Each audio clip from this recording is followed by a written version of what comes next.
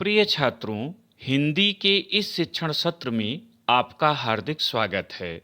आज हम गद्य खंड के अंतर्गत द्वितीय पाठ महाकवि माघ का प्रभात वर्णन निबंध के प्रथम भाग का अध्ययन करेंगे। इसके लेखक द्विवेदी युग के प्रवर्तक आचार्य महावीर प्रसाद द्विवेदी जी हैं। प्रस्तुत निबंध संस्कृत के महाकवि माघ के प्रभात वर्णन संबंधी रचना के प्रमुख स्थलों का हिंदी अनुवाद है, किंतु द्विवेदी जी ने महाकवि माघ द्वारा किए गए प्रभात वर्णन से संबद्ध हृदय स्पर्शी स्थलों को इस प्रकार हमारे सामने रखा है कि यह रचना मौलिक सी प्रतीत होती है। निबंधकार ने विभिन्न आकाशीय नक्षत्रों, सूर्य, चंद्रमा तथा दिग्वधुओं को अपनी अपनी क्रीड़ाओं में तल्लीन दिखाया है।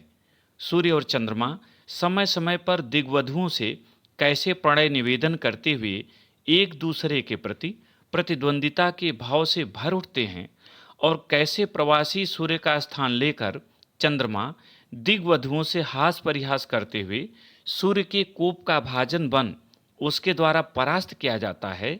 इन सब का प्रस्तुत निबंध में मनोरम वर्णन किया गया है। गद्यांश देखें। रात अब बहुत ही थोड़ी रह गई है, सुबह होने में कुछ ही कसर है।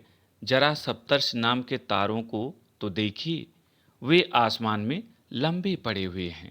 उनका पिछला भाग तो नीचे को झुका सा है और अगला ऊपर को। वहीं उनके अधोभाग में छोटा सा ध्रुव तारा कुछ कुछ चमक रहा है।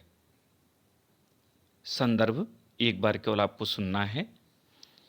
प्रस्तुत सारगर्भित एवं भावपूर्ण गद्यांश हमारी पाठ्यपुस्तक सामान्य हिंदी के महाकवि माघ का प्रभात वर्णन निबंध से लिया गया है। इसके लेखक द्विवेदी युग के प्रवर्तक एवं प्रसिद्ध निबंधकार आचार्य महावीर प्रसाद द्विवेदी जी हैं। कठिन शब्दों का अर्थ और व्याख्या देखें। लेखक कहता है कि रात अब बहुत थोड़ी सी रह गई है, अर्थात रात्र समाप्त होने वाली है। सुबह होने में कुछ ही कसर है, कसर माने देर, बाकी। सुबह होने में कुछ ही समय रह गया है, कुछ ही समय शेष रह गया है। जरा सप्तर्षि नाम के तारों को तो देखिए। सप्तर्षि क्या है? तो 7 ऋषियों का एक समूह माना गया है। ये ऋषि हैं ऋषि गौतम, भारद्वाज, विश्वामित्र, जमदग्नि, वशिष्ठ, कश्यप और अत्रि। इन 7 ऋषियों का एक तारा मंडल आकाश में दिखाई देता है, जिसमें 4 तारे ऊपर की ओर और 3 नीचे पूंछ की ओर दिखाई देते हैं। इन्हें सप्तर्षि मंडल के नाम से संबोधित किया गया है। तो लेखक कहता है कि रात्रि अब समाप्त होने ही वाली है, केवल कुछ ही समय बाकी रह गया है, सुबह होने ही वाली है। ऐसे में सप्तर्षि नामक तारों को देखिए, वे आकाश में लंबवत पड़े हुए दिखाई दे रहे हैं। उनका पिछला हिस्सा कुछ नीचे झुक गया है और अगला ऊपर को उठ गया है। उनके अधोभाग में नीचे की ओर बीच में छोटा सा ध्रुव तारा चमक रहा है, अभी उसमें कुछ कुछ रोशनी शेष है। सप्तर्षियों का आकार गाड़ी के सदृश है, ऐसी गाड़ी के सदृश जिसका जुआं ऊपर को उठ गया हो। लेखक कहता है इस समय सप्तर्षि मंडल बिल्कुल बैलगाड़ी के समान दिखाई दे रहा है। ऐसी बैलगाड़ी जिसके बैलों का जुआं ऊपर उठ गया है और नीचे का हिस्सा नीचे रह गया है। इसी से उनके और ध्रुव तारा के दृश्य को देखकर श्री कृष्ण के बालपन की घटना याद आ जाती है। बालपन माने बचपन। लेखक कहता है कि सप्तर्षि मंडल और ध्रुव तारा दोनों के संयोग को देखकर श्री कृष्ण के बचपन की घटना याद आती है। क्या घटना है? शिशु श्री कृष्ण को मारने के लिए एक बार गाड़ी का रूप बनाकर सकटासुर नाम का एक दानव उनके पास आया। सकट असुर, सकट माने गाड़ी, असुर माने दानव। तो लेखक कहता है कि श्री कृष्ण जब बहुत छोटे से थे, पालने में लेटे थे, तो एक दानव जिसका नाम था सकटासुर, वह बैलगाड़ी का रूप बनाकर श्री कृष्ण को मारने के लिए उनके पास आया। श्री कृष्ण ने पालने में पड़े ही पड़े, खेलते खेलते उसे एक लात मार दी। एक लात माने चरणों से प्रहार करना, पैरों से मारना। श्री कृष्ण पालने में लेटे ही लेटे खेल खेल में अपने चरणों से, पैरों से उसे मार देते हैं। उसके आघात से उसका अग्रभाग ऊपर को उठ गया और पश्च भाग खड़ा ही रह गया। श्री कृष्ण के प्रहार से उसका अगला हिस्सा ऊपर की ओर उठ गया और पिछला हिस्सा नीचे ही खड़ा रह गया। श्री कृष्ण उसके तले आ गए, तले माने नीचे, श्री कृष्ण उसके नीचे आ गए। वही दृश्य इस समय सप्तर्षियों के अवस्थित, क्या अवस्थित माने स्थित, वही स्थिति इस समय सप्तर्षि मंडल तारों की है। वे कुछ तो उठे हुए से लंबे पड़े हैं और छोटा सा ध्रुव उनके नीचे चमक रहा है।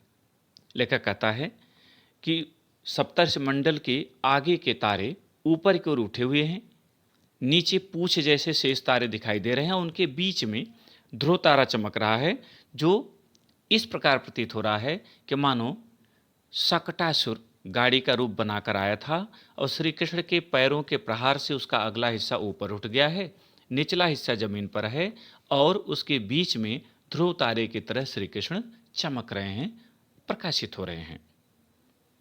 अब इस पर प्रश्न देखें। गद्यांश पर आधारित 5 प्रश्न आते हैं, प्रत्येक 2 अंक के होते हैं। इस तरह से यह प्रश्न 10 अंकों का होता है। पहला प्रश्न, प्रस्तुत गद्यांश का शीर्षक तथा लेखक का नाम लिखिए। उत्तर, प्रस्तुत गद्यांश का शीर्षक महाकवि माघ का प्रभात वर्णन और लेखक का नाम आचार्य महावीर प्रसाद द्विवेदी है। दूसरा प्रश्न, रेखांकित अंश की व्याख्या कीजिए और यहाँ रेखांकित अंश है, सप्तर्षियों का आकार गाड़ी के सदृश है, ऐसी गाड़ी के सदृश जिसका जुआ ऊपर को उठ गया हो। उत्तर, लेखक आचार्य महावीर प्रसाद द्विवेदी जी कहते हैं कि रात अब समाप्त होने ही वाली है, ऐसे में सप्तर्षियों अर्थात ऋषि गौतम, भारद्वाज, विश्वामित्र, जमदग्नि, वशिष्ठ, कश्यप एवं अत्रि नामक तारों का समूह एक बैलगाड़ी की तरह दिखाई दे रहा है। ऐसा लगता है कि बैलगाड़ी में जुते बैलों का जुआ ऊपर उठ गया है और पिछला हिस्सा नीचे रह गया है। तीसरा प्रश्न, रात अब कितनी बाकी रह गई है? उत्तर, रात अब थोड़ी ही बाकी रह गई है। चौथा प्रश्न, श्री कृष्ण के पास गाड़ी का रूप बनाकर कौन आया? उत्तर, श्री कृष्ण के पास गाड़ी का रूप बनाकर शकटासुर नामक दानव आया। पांचवा और अंतिम प्रश्न, सप्तर्षि मंडल एवं ध्रुव तारे के माध्यम से लेखक को किसके बचपन की घटना याद आ गई?